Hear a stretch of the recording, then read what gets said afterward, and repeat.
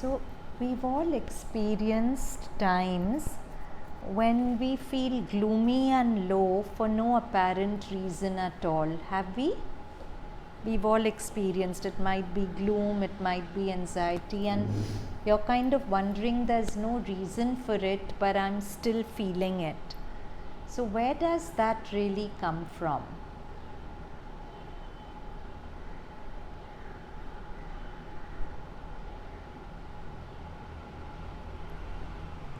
Where does that negative feeling come from if I'm very clear that it's not being triggered by life in the moment? From your subconscious, right?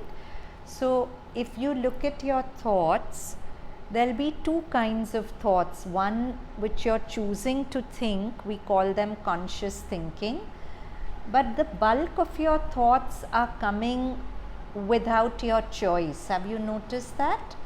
Out of 10 thoughts, mostly 10 out of 10, sometimes 9 out of 10, but they are just going on in your head, and it's not that you're really choosing to think them.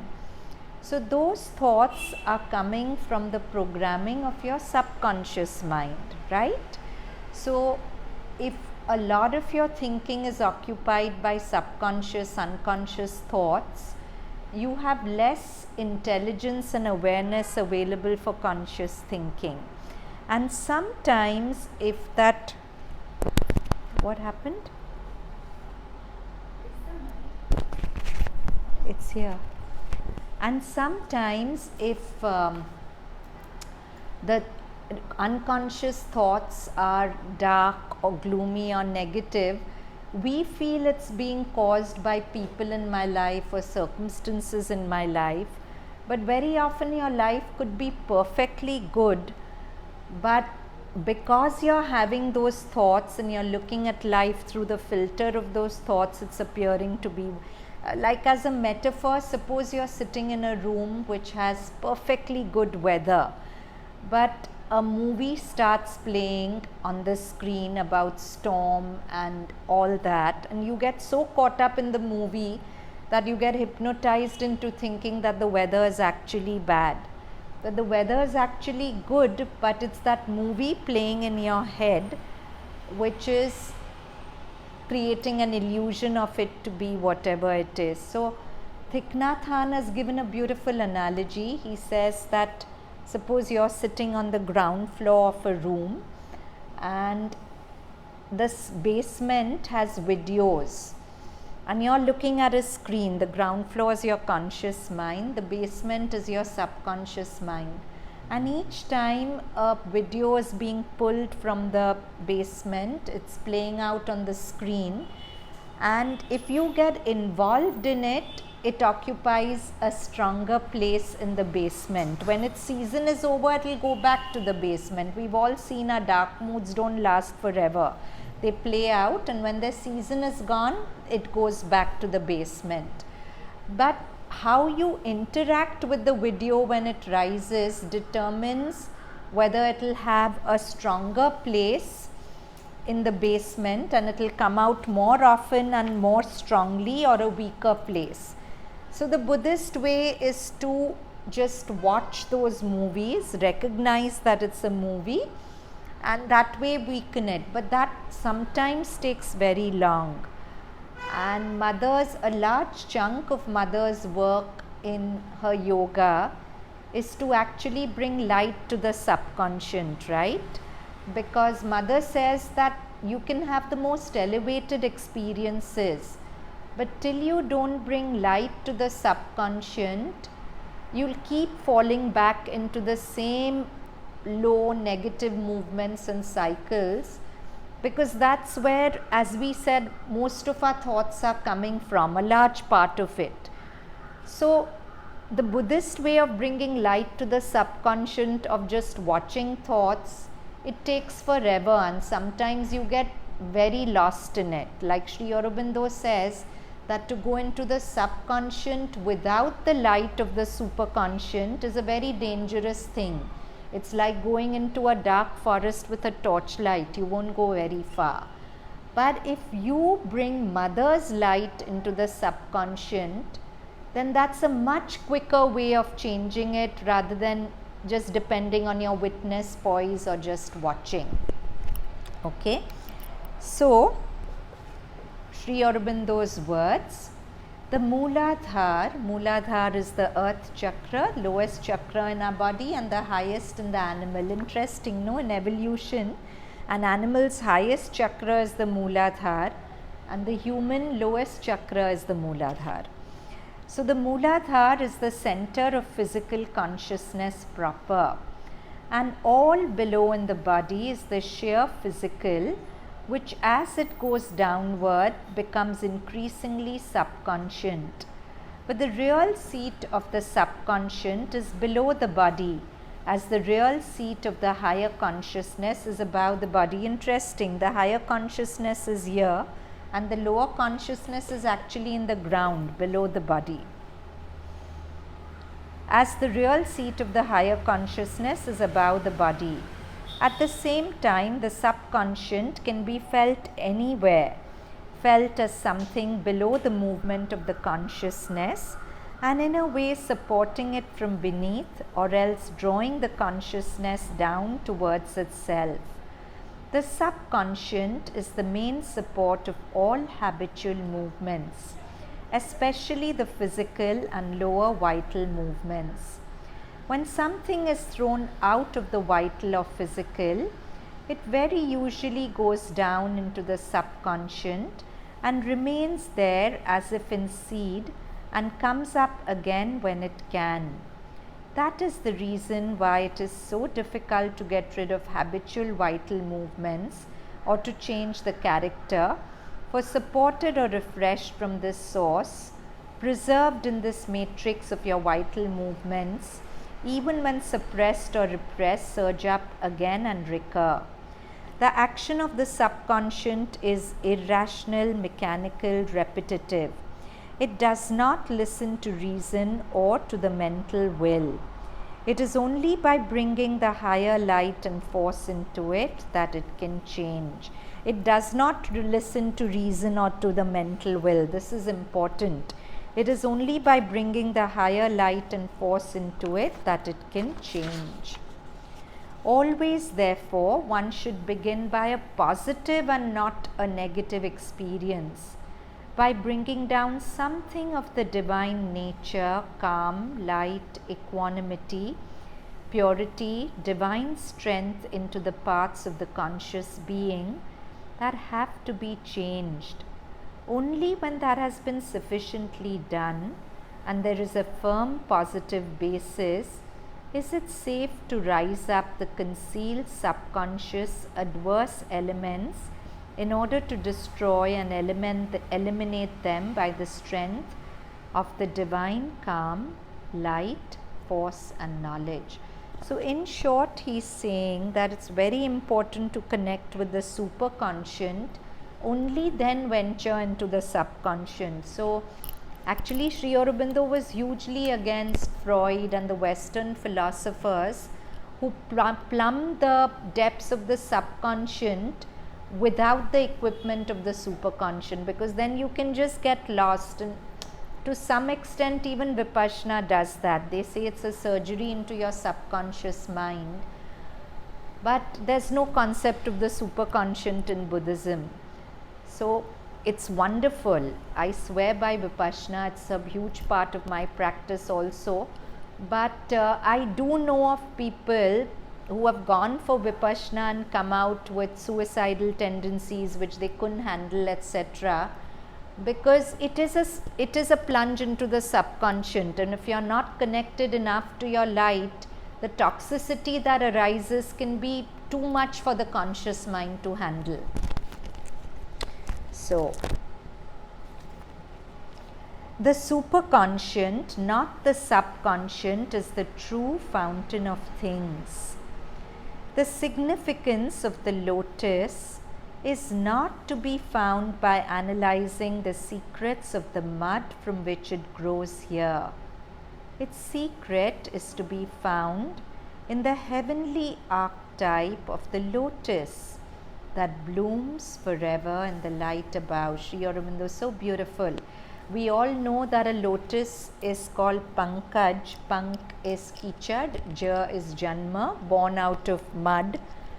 But its secrets you can't find by analyzing the mud in which it grows. If each of us is a lotus, our secret is not in the mud in which we grow. So that's what Freud does. He keeps exploring the mud, but you're not going to find the truth of yourself there. The secret of the lotus is in the heavenly archetype of the lotus that forever blooms above. Our secret is in our superconscient self, and only equipped with the superconscient it's worth it to go down to the subconscient. Otherwise you can. Why do you need to go into subconscious at all? Because it's too vast. It's too vast, and it's not that you need to go into it, but when it comes up, you need to know how to deal with it. For example, I told you this gloomy mind state that comes up without a reason. It's coming very often from the subconscious. Then you should know how to deal with it. That portion which is meant to come out in this lifetime, right? It is meant to come out, and if you let it be, fine, you can amble along. But if yoga is accelerated evolution, you can do something to transform those subconscious archives at a quicker rate. So, sleep, because of its subconscious basis, usually brings a falling down to a lower level. That is, very often you'll have the whole day of bright aspiration and all, but you'll go to sleep and wake up feeling very dull, very thumbsick. So that's because you've taken a plunge into the subconscious. So you're saying, why should we? But it's inevitable. Very often we just do in our sleep. Sleep, because of its subconscious basis, usually brings a falling down to a lower level unless it is a conscious sleep. To make it more and more conscious is one permanent remedy. But also, until that is done, one should always react against this sinking tendency when one wakes and not allow the effect of dull nights to accumulate. So if you've woken up very dull and thumbsick, that's why they say meditation first thing in the morning is very good, though you won't want to meditate, and your meditation may even be very blah at that time. But that's the time it's most effective. Like they say, when you wake up, your muscles are tight.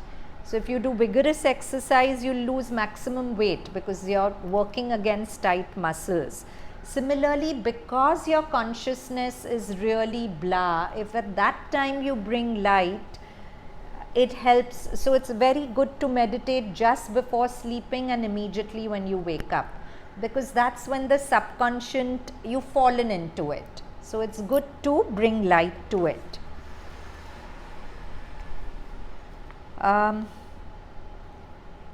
But these things need always a settled endeavor and discipline, and must take some time, sometimes a long time. It will not do to refrain from the effort, because immediate results do not appear. So working with the subconscious takes the longest time of all. But it's repetitive, but you have to keep working with it. The consciousness in the night almost always descends below the level of what one has gained by sadhana in the waking consciousness, unless there are special experiences of an uplifting character in the time of sleep, or unless the yogic consciousness acquired is so strong in the physical itself as to counteract the pull of the subconscious inertia. In ordinary sleep, the consciousness in the body is that of the subconscious physical, which is a diminished consciousness, not awake and alive like the rest of the being. The rest of the being stands back, and part of its consciousness goes out into other planes and regions and has experiences which are recorded in dreams, such as that you have related, obviously to a sadhak in a letter. Sri Aurobindo is saying, you say you go to very bad places and have experiences like the one you narrate. But that is not a sign necessarily of anything wrong in you. It merely means that you go into the vital world as everybody does. And the vital world is full of such places and such experiences. What you have to do is not so much to avoid at all going there, for it cannot be avoided altogether, but to go with full protection until you get mastery in these regions of supra-physical nature. That is one reason why you should remember us and open to the force before sleeping.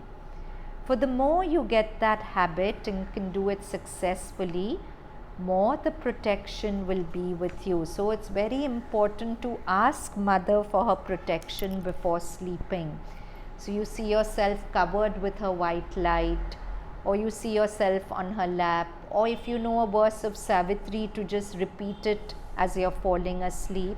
But it's very important to consciously link yourself to her protection before you fall asleep, because when you sleep, very often we get pulled into various worlds, and sometimes they may not be very pleasant worlds. So it's good to sleep invoking her protection, keeping a Savitri near you, a blessing packet near you, whatever, but not mechanically. If you just put the blessing packet and think your own, you're not linking with it.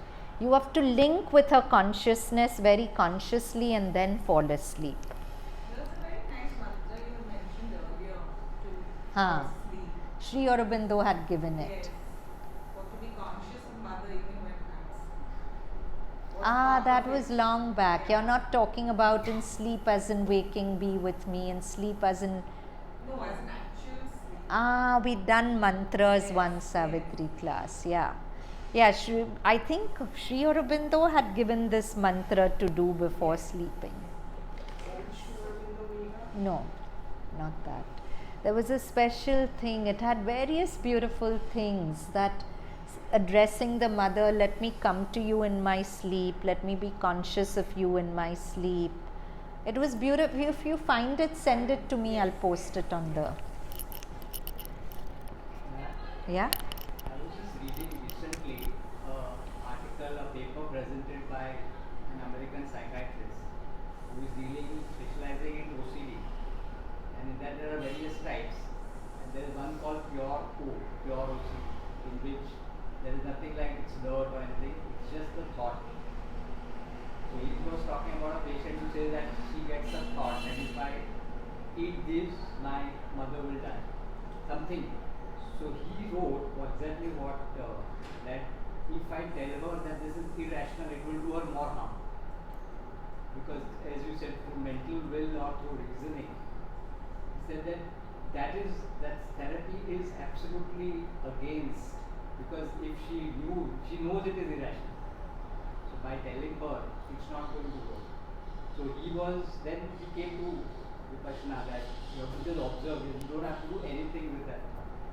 To just recognize that it's only a thought. Yeah, but to tell her that by eating this, so some psychiatrists say that you make her eat and see nothing happens. Ah. But you say it doesn't work, it harms. So it's sort of complementing or supplementing what Yes. you are saying. Yes.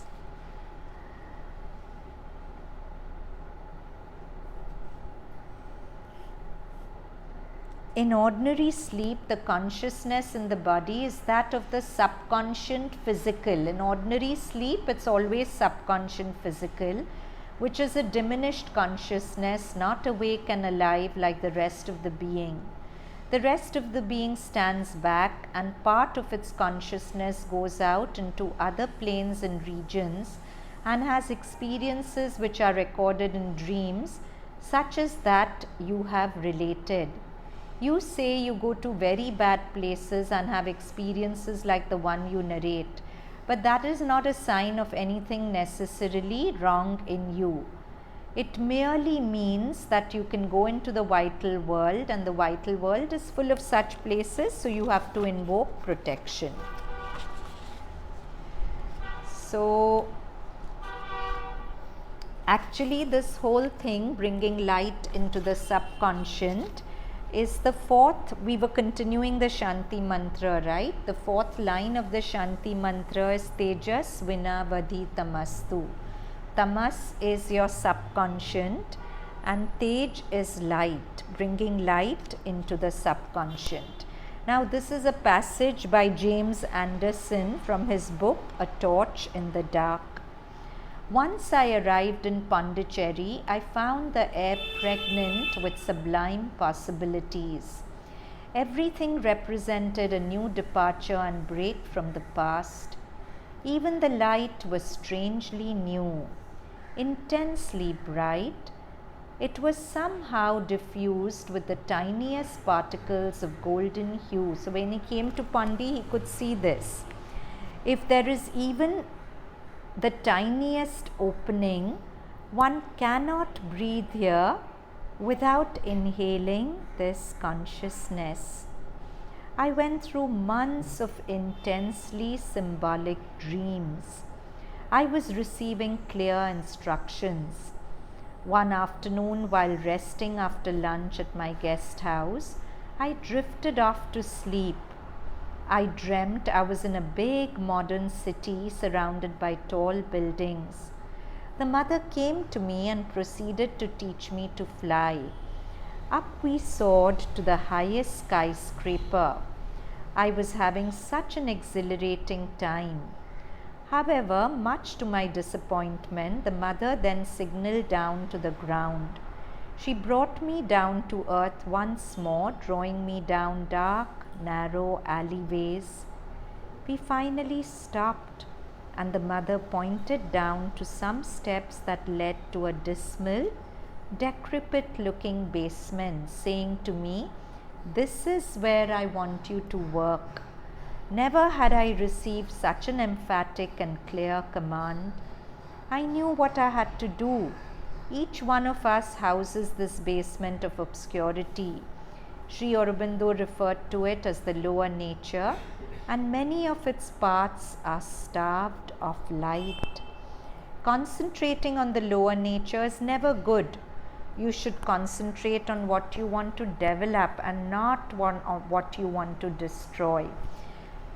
So many parts of the lower nature are starved of light, and that comes up in us as our animal instincts, as our baser nature. But it's not good to keep dwelling on that. For example, if I have a strong imprint of inadequacy and feeling unloved, instead of constantly thinking I'm unloved, how do I work with it? Invite thought patterns of feeling loved and adequacy. Focus on what you want to be rather than what, because it's like you can keep fighting darkness and you'll never win. But if you strike a light in the room, the darkness vanishes. Focus on the light growing rather than constantly just fighting the darkness. Usually there's no awareness also of the, say for example, inadequacy or the lack of love. To even be conscious of it is the First step. It's the first waking up of life. Most people live as if it's a fact. I'm inadequate and I'm unloved. It's not even a thought that it may not be true. It's just a programming in my subconscious. To have some contact with the psychic being is certainly feasible, but to unite with it is a mighty task. It implies can we open this door? It implies the complete dissolution of our ego. Our entire outer nature and all its movements need to be sacrificed to it. Each one of these lower movements need to recognize its divine counterpart before being offered at the sacrificial altar. Each negativity inside has a divine attribute in parallel to it. Not a single fragment can be left separated from this divine entity. The psychic being and us are one and indivisible.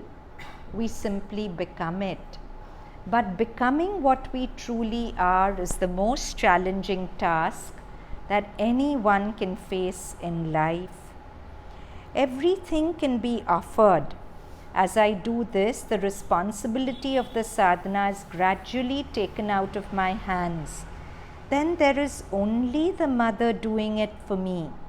How else can I wade through this virgin forest? Over time, I yearn to become one with what I surrender to. Whenever we surrender, we walk the sunlit path, not the dolorous way. So, we keep talking about remember and offer, but this whole process of remember and offer is bringing mother's light into the subconscient. Why? Because whenever a dark movement comes up and we remember the mother is a direct link to our superconscient.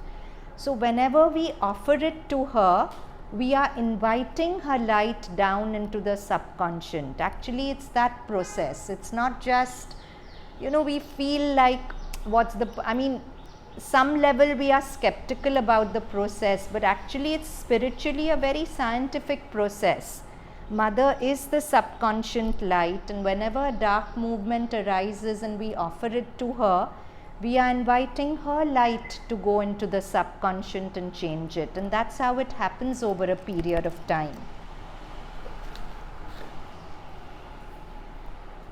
However, for this cleaning, my vessel is necessary, and I do this by personal effort.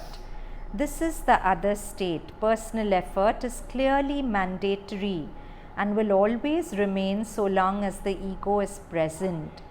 This is the other polarity, and it must persist until such time that the ego is effaced. One must never neglect to clean one's room. Clearing our nature of its debris requires effort and brings the psychic influence more out into the open. What is buried by our nature needs to be unearthed, and much effort is required for the digging. Gradually a shift occurs and we surrender even the digging to a higher force.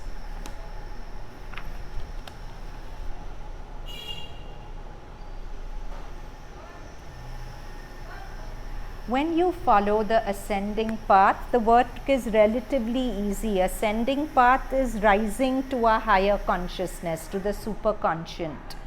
I had already covered this path by beginning of the century and had established a constant relationship with the Supreme. This is the Mother speaking. That which is beyond the personal and the gods and all the outward expressions of the divine, but also beyond the absolute impersonal. It's something you cannot describe, you must experience it. And this is what must be brought down into matter. Such is the descending path, the one I began with Sri Aurobindo, and there the work is immense. The thing can still be brought down as far as the mental, the vital planes. Although Sri Aurobindo said that thousands of lifetimes would be needed merely to bring it down to the mental plane, unless one practiced a perfect surrender. With Sri Aurobindo, we went down below matter, right into the subconscient, even into the inconscient. But after the descent comes the transformation. And when you come down to the body, when you attempt to make it one step forward, or not even a real step, just a little step, everything starts grating. It's like stepping on an ant hill.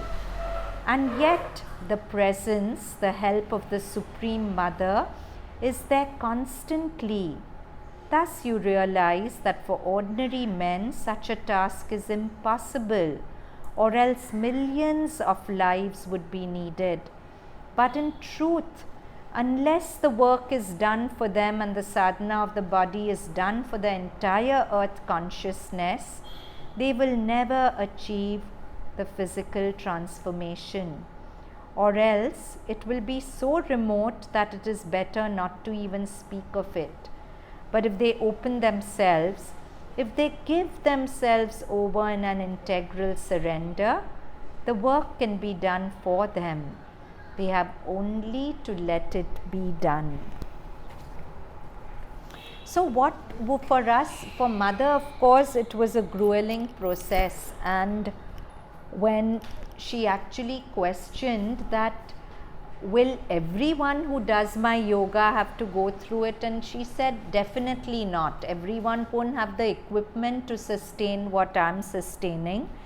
But because she has paved her way into it, it's much easier for us to walk the path. So for us, if a simple thing like we realize we are not feeling a very good mind space, we are feeling dull or lethargic or whatever, one thing is to say that this is normal and let it continue.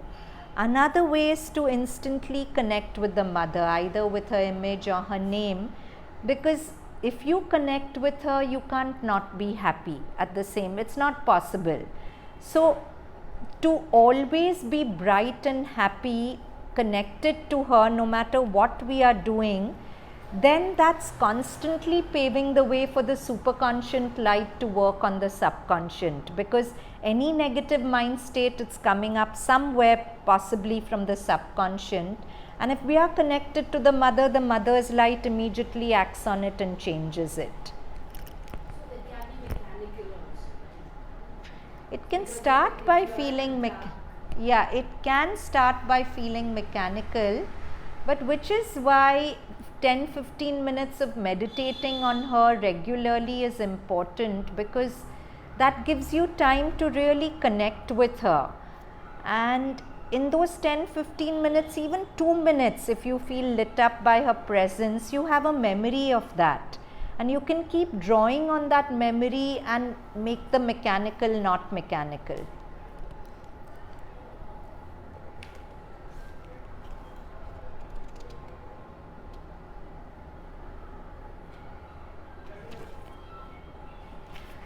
However, the truth is, the object of our search is also found in the depths. Sri Aurobindo affirms that the Godhead sits in the very heart of matter itself. The Godhead sits in the very heart of matter itself. There is not a single atom in the universe which does not contain this presence. It just seeks expression. It sits inside each one of us too. It just waits revelation. Therefore, our work is to collaborate and unlock that divinity which lies hidden in all things. This is where the descent comes in, because it is unlikely that we can ever find the master key by our own efforts. We stumble around in the dark and need a torch. If only we aspire and surrender, this torch will be given to us. This can be our agenda for life. It is not only possible in this yoga to do sadhana without attending to the troughs of our nature, the descents of our nature. The way of yoga followed here has a different purpose from others, Sri Aurobindo's words, for its aim is not only to rise out of the ordinary ignorant world consciousness into the divine consciousness, but to bring the supramental power of that divine consciousness down into the ignorance of mind, life and body, to transform them, to manifest the divine here and create a divine life in matter. This is an exceedingly difficult aim and difficult yoga. To many or most, it will seem impossible. All the established forces of the ordinary ignorant world consciousness are opposed to it and deny it and try to prevent it. And the sadhak will find his own mind, life and body full of the most obstinate impediments to its realization. If you can accept the ideal wholeheartedly, face all the difficulties, leave the past and its ties behind you, and are ready to give up everything and risk everything for this divine possibility, then only can you hope to discover by experience the truth behind it.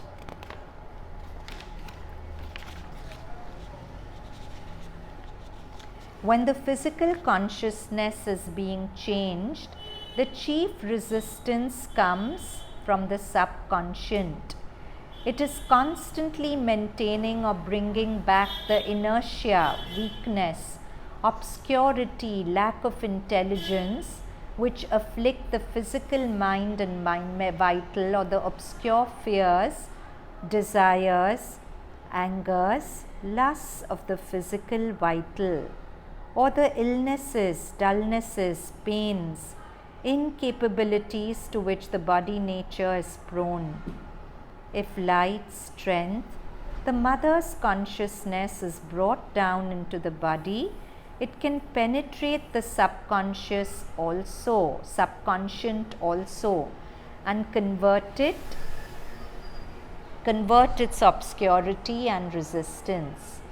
We take a station above the head and call upon the supreme determinism to act upon it. This is James's words. The body must be saturated with her force so that it can percolate down to the lower regions. The stress of the practice will bring inevitable change. We have to go down consciously and make everything awake. Close your eyes and connect inside. Be present in the body. Simply invoke the mother's force down into your body. Be conscious of this descending force, bringing illumination to everything it touches. If you meet resistance, just stop and witness in a detached way the force penetrating and overcoming it.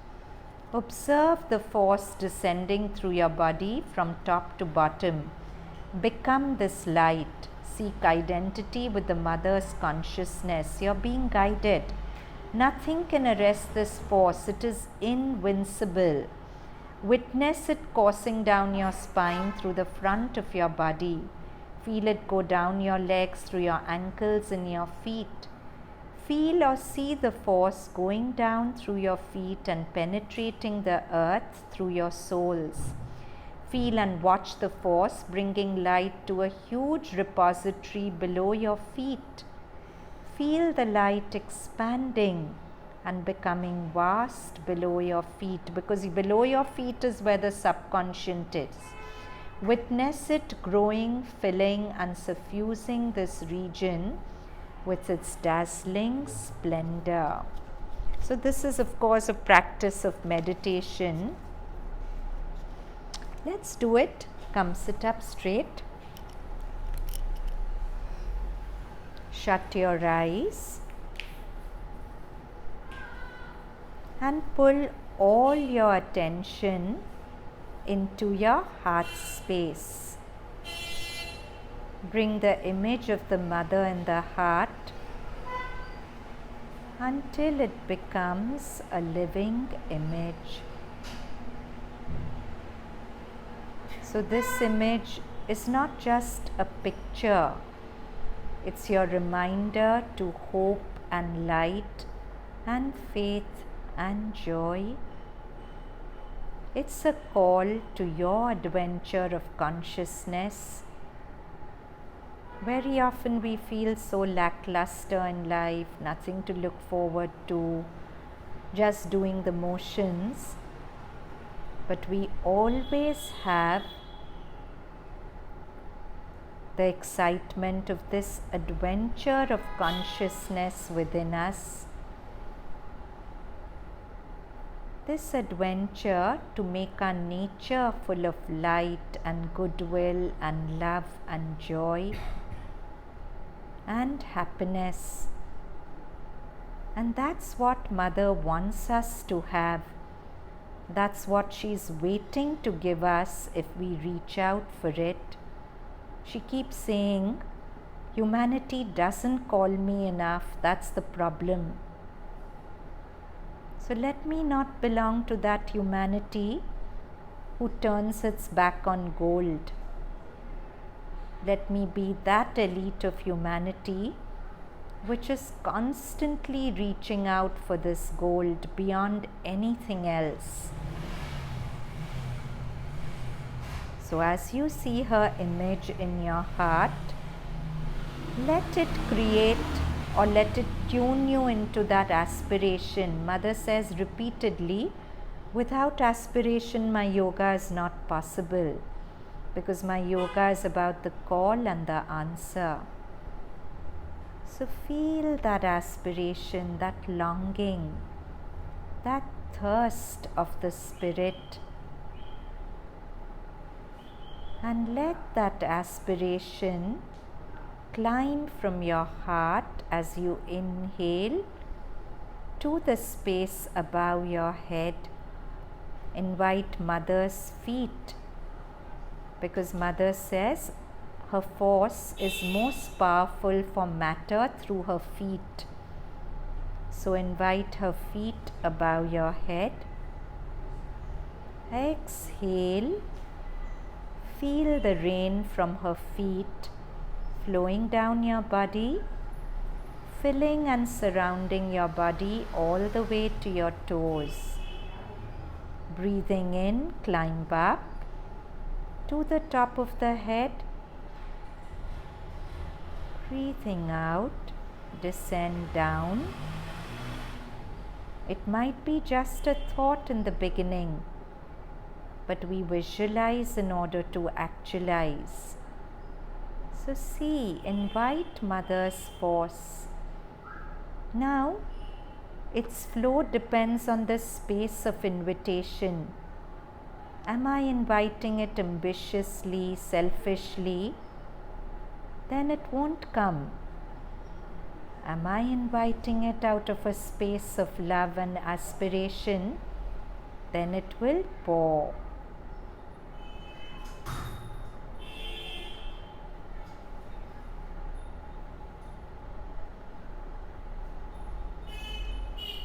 And today let's spend some time letting the force descend down into our feet and into the earth below us. The subconscient below our feet.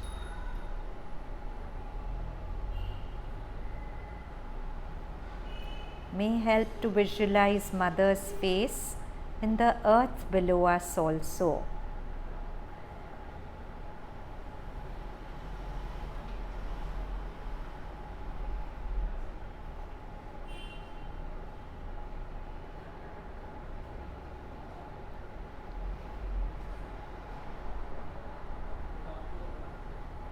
Just a minute more on your own.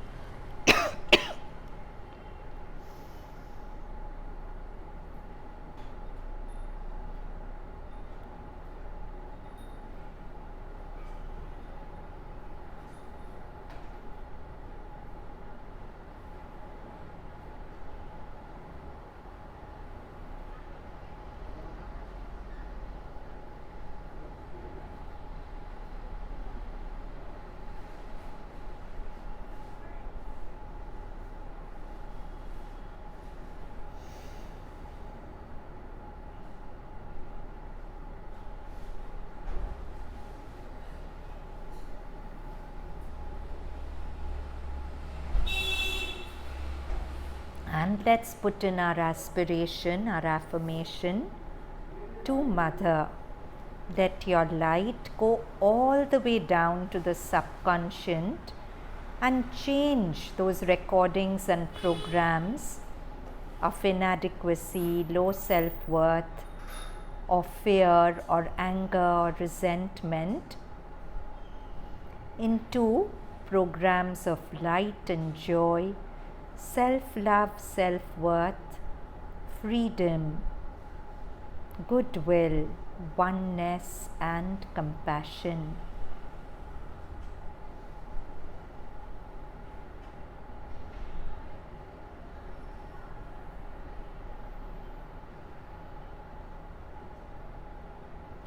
And see Mother's image in your heart, and even when you open your eyes, try to stay anchored on her presence in you as you listen to the talk. The attempt is, whatever we do, one anchor of our attention anchored on the Mother.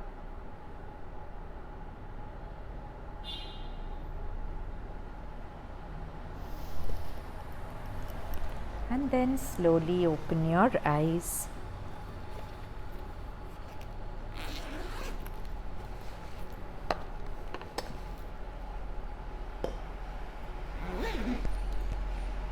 Any questions? Anything to share? Yeah, the whole thing in the yoga is to remember and offer. So, if you don't do that and you just ask the light to come into all the areas that you have not yet identified. Yeah, that also works. That's offering your unconsciousness also.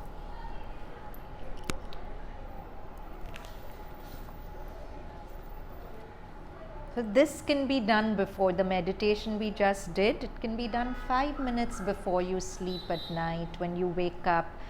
You know, instead of half an hour of meditation, if you do 5 minutes several times a day, it will help your outer consciousness to constantly stay connected. Okay, now these beautiful lines from Savitri. O force compelled, fate driven, earth born race. O petty adventurers in an infinite world. This is the divine voice telling each of us, God telling each of us. O force compelled, you're compelled by the force of the recordings of your subconscious mind, fate driven, earth born race. O petty adventurers in an infinite world and prisoners of a dwarf humanity. How long will you tread the circling tracks of your mind around your little self and petty things? That's what we do, no? Constantly making circles around the same thought patterns, same darknesses. So that God voice is telling us, how long will you keep doing this? But not for a changeless littleness were you meant. Not for a vain repetition were you built, the repetition of your subconscient. You're not made for that. Out of the immortal substance you were made. You're made of the superconscient. Your actions can be swift, revealing steps. Your life a changeful mold for growing gods. That's how exciting life can be. If you just stop living on the surface and go deep within, it doesn't matter whether you're in Bombay or Pondicherry. You carry that inside you, but do you take the trouble to pull it out and live from there? Your actions can be swift, revealing steps. Your life a changeful mold for growing gods. A seer, a strong creator is within, creator of light. Savitri means the generator of light. If you go to the Sanskrit meaning, the self-generated light is Savitri. So you are the self-generating light, and that light can remake you into anything. You can be anything you choose to be if you find this leverage inside you. A seer, a strong creator is within. The immaculate, pure grandeur broods upon your days. Almighty powers are shut in nature's cells. A greater destiny waits you in your front. This transient earthly being, if he wills, can fit his axe to a transcendent scheme. He who now stares at the world with ignorant eyes, hardly from the inconscious night aroused, that look at images and not at truth, can fill those orbs with an immortal sight. Yet shall the Godhead grow within your hearts. You shall awake into the Spirit's air and feel the breaking walls of mortal mind. So beautiful. It's almost like Sri Aurobindo is assuring us that this is each of our future and we have to grow into it. You shall awake into the Spirit's air. Just think of these words as Gurudev directly telling each one of us.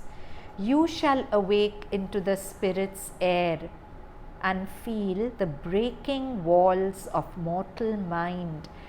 The mortal mind is a prison, no? It doesn't let you really be what you can be. I do this song with children, Pacha Mama, it has words. I want to be free, so free like the flowers on the trees, like the birds in the sky, like the dolphins in the sea. Why are they so free? Because they don't have a mind. They won't calculate, I should blossom now, I should withhold my color now, I'll be judged like this by so and so. They don't have thoughts, they don't have the prison of the mortal mind. And then the next paragraph of the song is, I want to be free, so free like mother's love for me. It's unconditional. There's no high, there's no low, there's no one superior, there's no one inferior. Just inside a little star telling me be as you are. So the mortal mind doesn't let me be inside this star that allows me to be what I am. Because the mind will keep telling me, be like this, preen like this, show off like this, or withhold your light like that. Don't say this, you'll be judged. I'm not free because of my mind, no? So the mortal mind is my prison. You shall awake into the spirit's air and feel the breaking walls of mortal mind, and hear the message which left life's heart dumb, and look into nature with sun-gazing lids. Right now we are looking at nature with subconscient darkness, so everything's looking blah, whatever. We've discussed that. But a day will come when that veil will be removed and we will look through nature with sun-gazing lids, and blow your conch shells at the eternal's gate. Conch shell is the cry of victory, right? You'll reach the eternal gate and you'll declare Mother's victory there, Mother's victory in each one of us. And look through nature with sun-gazing lids, and blow your conch shells at the eternal's gate. Authors of earth's high change, each of us is the author of earth's high change. To you it is given to cross the dangerous spaces of the soul, because the soul is also covered by all kinds of darknesses and you have to cross them. Therefore, a temple which symbolizes us often has Rakshasas at the gate, right? It represents the subconscient which we have to go through to reach the sanctum sanctorum and the idol inside. Authors of earth's high change, to you it is given to cross the dangerous spaces of the soul and touch the mighty Mother stark awake, and meet the omnipotent in this house of flesh, to meet God in this house of flesh, not by escaping into some nirvana, and make of life the million-bodied one, the one who occupies million bodies. Exceptionally beautiful passage. I'll read it through without explanation, just feel it. O force compelled, fate driven, earth-born race, O petty adventurers in an infinite world, and prisoners of a dwarf humanity, how long will you tread the circling tracks of mind around your little self and petty things? But not for a changeless littleness were you meant, not for a vain repetition were you built. Out of the immortal substance you were made. Your actions can be swift, revealing steps. Your life a changeful mold for growing gods. A seer, a strong creator is within. The immaculate grandeur broods upon your days. Almighty powers are shut in nature's cells. A greater destiny waits you in your front. This transient earthly being, if he wills, can fit his acts to a transcendent scheme. He who now stares at the world with ignorant eyes, hardly from the inconscious night aroused, that look at images and not at truth, can fill those orbs with an immortal sight. Yet shall the Godhead grow within your hearts. You shall awake into the Spirit's air and feel the breaking walls of mortal mind and hear the message which left life's heart dumb, and look through nature with sun-gazing lids and blow your conch shells at the eternal's gate.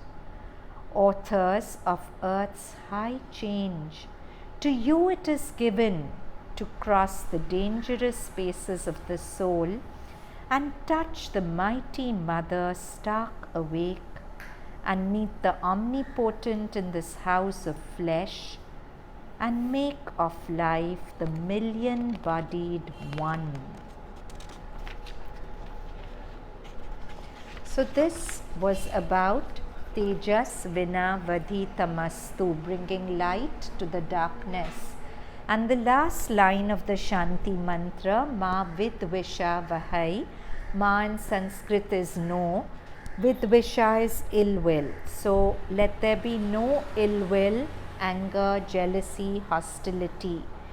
Just would like a feedback. We did the first 3 waves of the Shanti mantra last class. Did any of you actually use it in your life? How did you use it? I'd love to know. Okay, you lost out on a beautiful chance. Don't lose out on it this week, because the Shanti mantra for me has been magical. That's why I've been harping on and on about it through so many weeks, because it covers almost all the mind states we go through. Like the first line, Om Sahana Bhavatu, may all beings be protected, and we discussed that consciousness is the only protection. So whenever I'm in a low mind state, I know that I'm going out of the protection of life. So immediately if I say just this one line, Om Sahana Bhavatu, it does something magical, especially if you say it with mother's image in your heart. Or the second line, Sahana Bhunaktu, may all beings be nourished. At work, if you find a colleague's being praised and you don't like it, or a sibling's being praised, or a friend is getting attention, immediately if you say Sahana Bhunaktu in your heart with mother's image, it will remind you where you should go. You're going this way, but it will remind you where you should go. Or Sahaviryam Karvavahai, with strength and courage, let me face whatever I have to face in life. So whenever I'm feeling overwhelmed, so much pressure, so much to do, if you bring mother's image in your heart and just say Sahaviryam Karvavahai, it's quite magical. See, all these Shanti mantras have been chanted by our sages over years. It has all the force of their consciousness behind it. So it's different when I say Sahaviryam Karvavahai as in just saying with courage, let me do. That also has its power. But you say a line of the Shanti mantra, the power is magnified many times because it has all the vibration of the sages who've created it, who brought it to us, who've chanted it.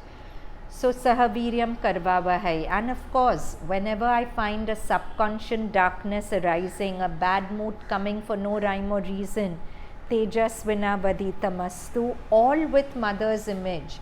It is so powerful to bring this mantra into your life, one line at a time.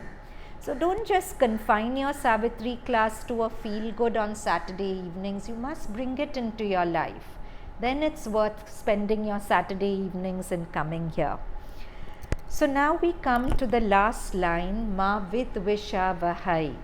Let there be no ill will, jealousy, anger in our hearts. So moment ill will comes, a negative thought towards anyone, and your mind will say it's justified, she's behaving so stupidly, of course I'm going to think like this. But however right it seems, for your purposes it's always wrong. Why? tell me, when you're thinking negatively about someone or something, when you're judging anything negatively, how do you feel? You feel shrunken, right? You feel somewhere disconnected with mother. At least in my experience, I have not been able to stay connected with mother and think negatively about someone. I haven't been able to. So you want to say something? It just bounces back immediately. Huh? It just bounces back immediately. What bounces back? If such a thought comes up, then immediately it doesn't feel right at all. It doesn't feel right, no? Because it's taking you away from your connect. It's like in the same house, darkness and light can't live. A room has light or it has darkness. Any negative critical thought about somebody is a momentary darkness. So you're extinguishing your own light. Why would you want that? Besides, we've said it 100 times that unless you know everything about a human being since the beginning of time, whatever judgment you make about the person is inaccurate and wrong. So why let a falsehood disconnect you from your own light? And on the heels of that bouncing back or not feeling good, the thought comes that this too is mother. Yeah, the person I'm judging to is mother. So the moment a negative judgment comes about anyone, ma vidvishavahai, it's such a powerful, empowering thing. But our problem is that our vital, till we've developed a higher taste, we actually enjoy thinking negative about people, some of us, because it makes us feel superior. It makes us feel misery loves company. If I'm miserable and I make somebody else wrong, I feel solaced. I feel right and righteous. That, you know, there are so many ego kicks we get out of thinking negative. Step further, discussing somebody negatively with a friend bonds you in a bond of falsehood with the friend. You know, all these things. But finally, it's a loss to us because we are losing out on our own light and our own wideness. So these are Karen Miller's words.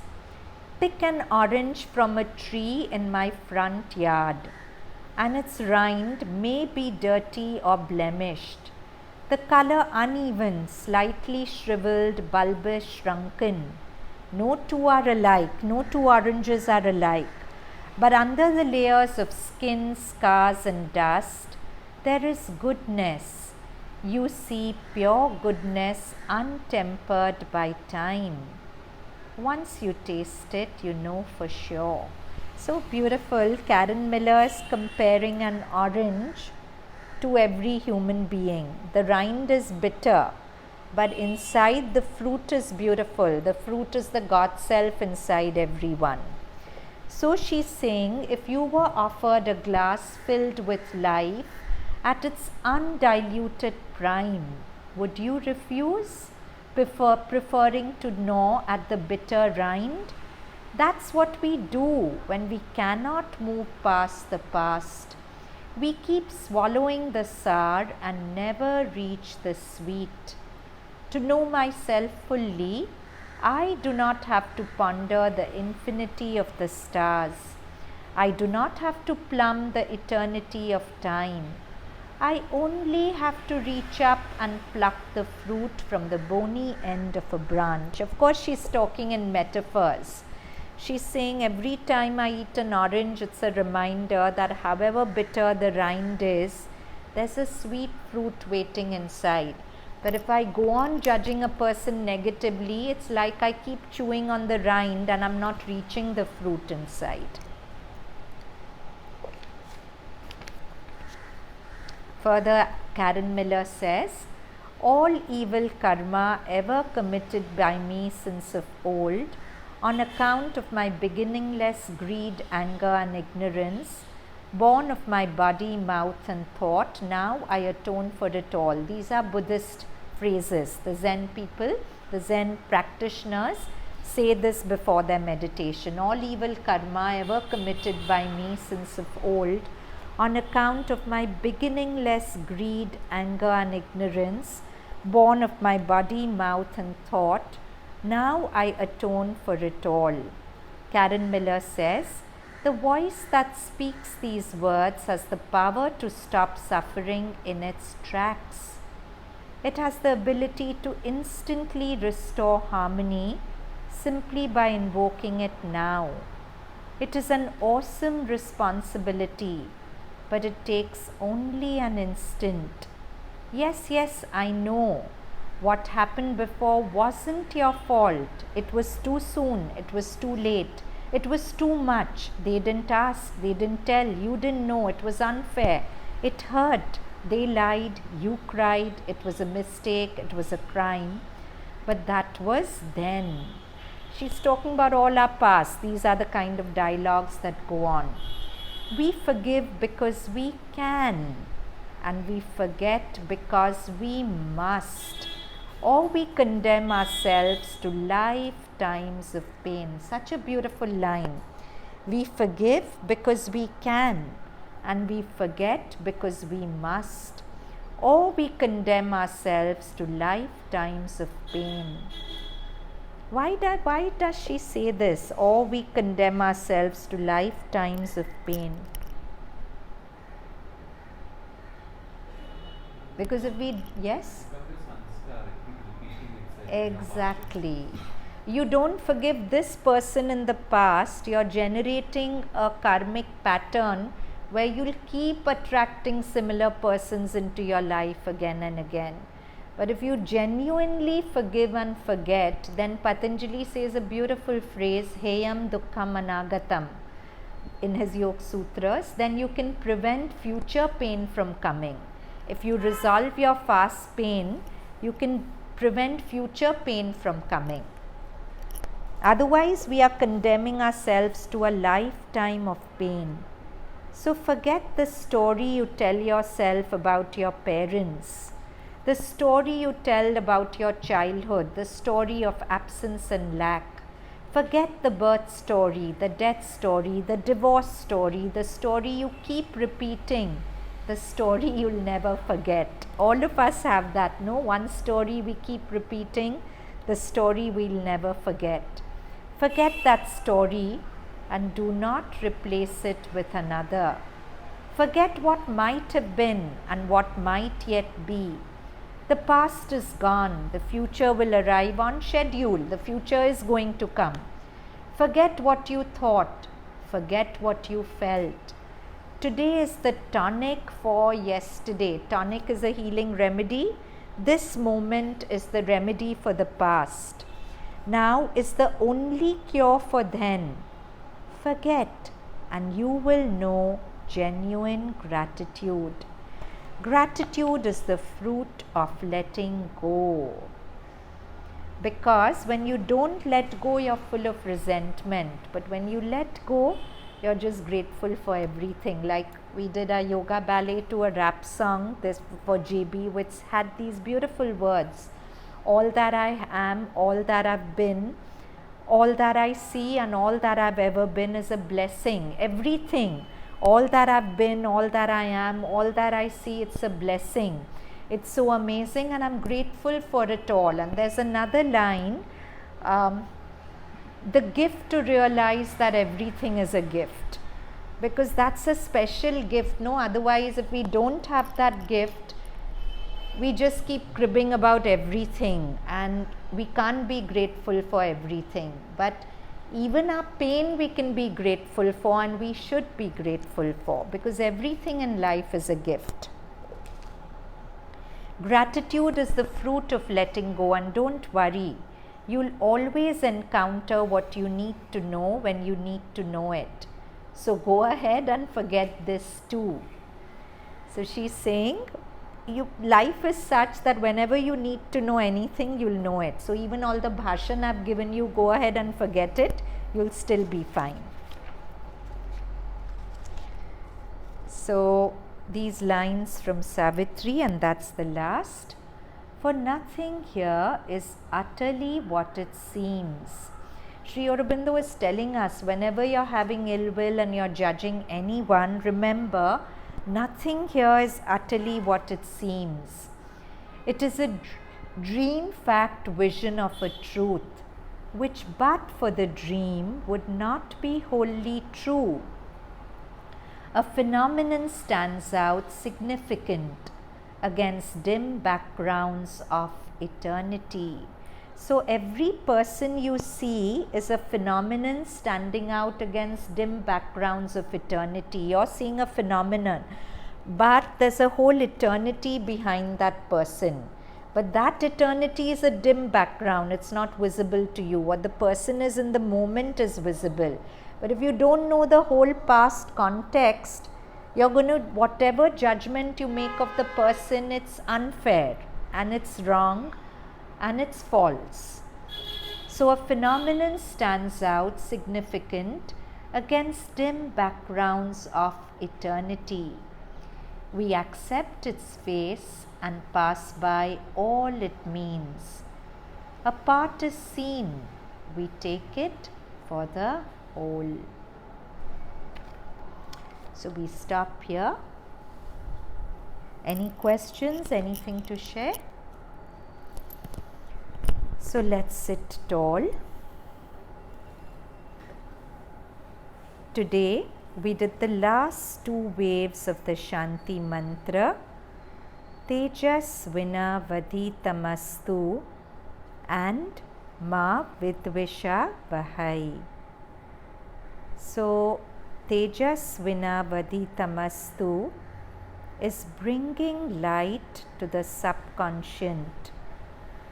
Very often we are seized by a dark mood which has no correspondence to reality.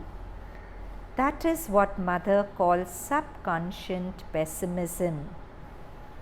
It's good to recognize that nothing's wrong with me or life in those moments. It's just an arising from the subconscient. And then we bring light to the subconscient. We think of Mother, we see her face in our hearts, and we can just repeat this line, Tejas Vina Vaditamastu, and offer this darkness to her.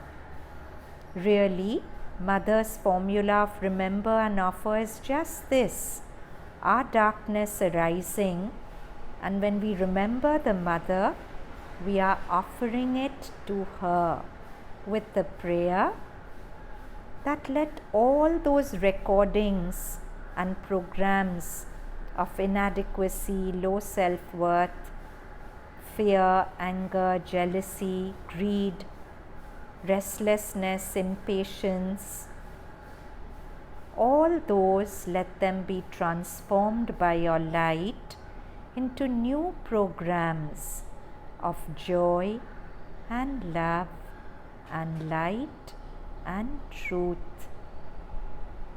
So here Sri Aurobindo gives us beautiful lines from Savitri,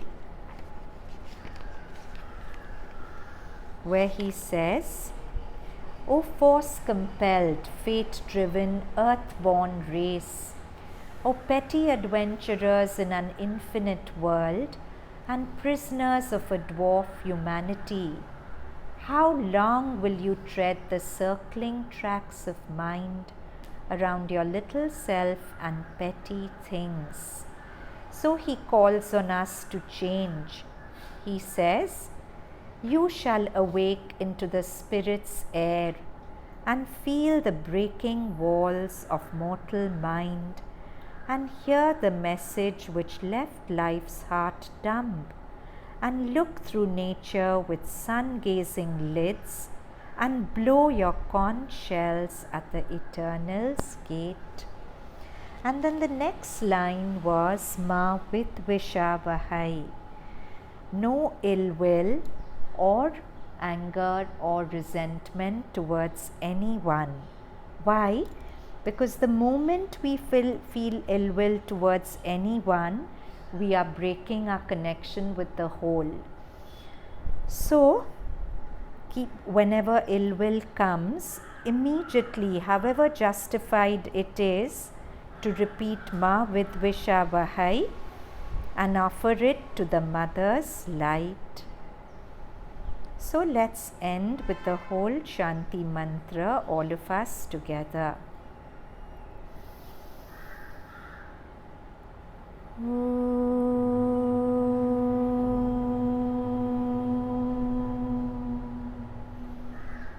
Sahana bhavatu Sahana punaktu Sahaviryam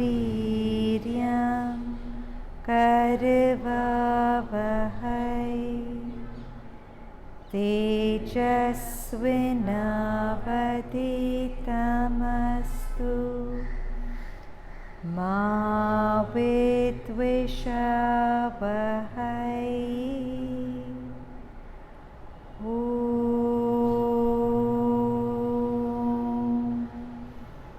Shanti Shanti Shanti.